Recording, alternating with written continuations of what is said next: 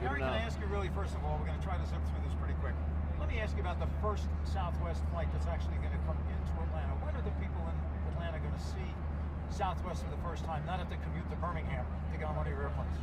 Well, we're very excited, of course, about this deal, and we've been working at it for a long time, and it's just wonderful that the day is finally here. So I'm gonna have to pinch myself. It just doesn't seem real yet, but it's very, very exciting for Southwest Airlines.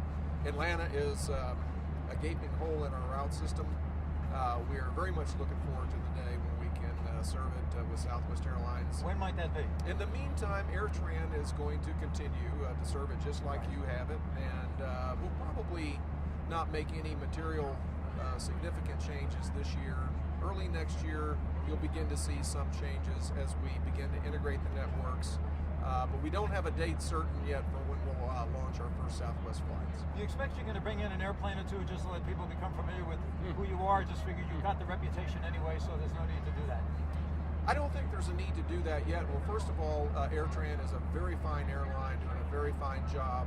They win many awards every year, and that's one of the reasons, of course, that we were interested to acquire them. So they'll continue to serve Atlantans very well, and it will be next year before you'll see Southwest in Atlanta.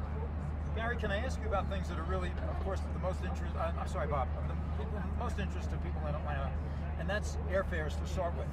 Now, you are famous for the low airfares and really the bottom of the market as far as anybody's concerned. AirTran Right. very close to you, but not necessarily matching. Is there a chance that you are going to be able to integrate some of those, your fare structure into AirTran's before you actually take over the airline? Oh, Southwest Airlines is known for low fares. Everybody knows about the Southwest effect. We go into an airport and we stimulate traffic by lowering fares. Baltimore is the perfect example. We lowered fares, I think, 60, 70%.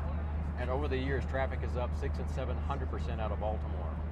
So our fares are very low. AirTran's fares are very low and very competitive. That's part of what makes this deal such a great deal. We're very complementary companies.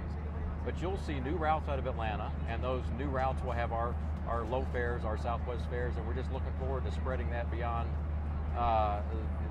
the independent networks that the companies have today. When might that be, Bob? Are you able to integrate any of that before you actually combine the two carriers operating as one carrier?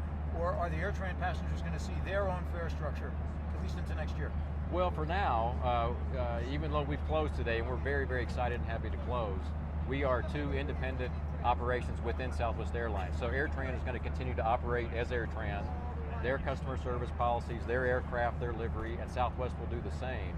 There's been a ton of planning that's gone on for the last 9 months. I've told people it's kind of like you bought the